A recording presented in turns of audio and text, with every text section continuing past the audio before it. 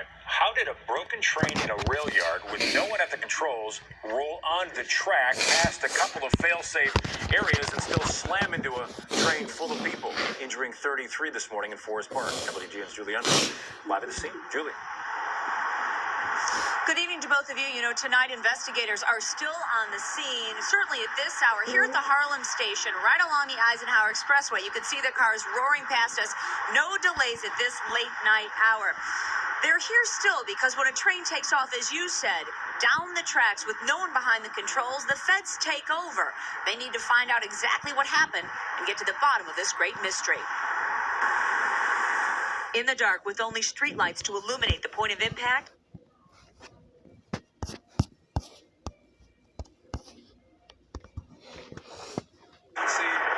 the emergency exit to get out of the train, and there was people laid out on the track too. There was elderly people. There was a child that was on there. Shot towards into the front seat.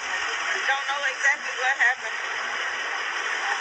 How intense was the collision? It was very intense. It was real hard.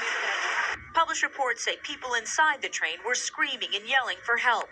Not knowing what could be next, some were even crushed in the crowds as they rushed for a way out. The injuries in the end were non-life threatening for all, we're told. Little consolation to those hurt in what they describe as a horrifying experience. I was actually saying goodbye, and the doors closed, and out of nowhere, I heard this big boom, and then everybody flew. I fell to the ground. I hurt my leg and my arm.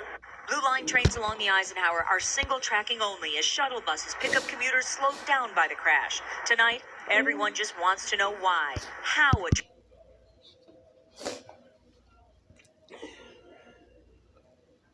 if we can characterize it as a runaway train. Obviously, it was moving in a direction that it shouldn't have been, on tracks that it shouldn't have been, and clearly this impact should not have occurred. We're not certain exactly what the cause is. More and more, it seems to be leaning towards a mechanical failure.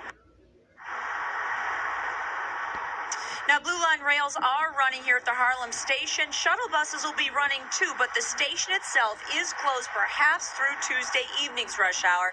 For the latest updates, you can go to WGNTV.com. As you can see, the tarp is up, the train remains. We're live at Harlem and the Eisenhower. Julie Unruh, WGN News. All right, Julie, thanks. Well, officials from the National Transportation Safety Board moved in this morning, taking control of that investigation into how this crash could have happened. WGN's Tom Negaman is in the newsroom with more on that. Hi, Right, Tom. sure, Micah. Tough to get one's head around this. A train rolling through the Forest Park CTA yard apparently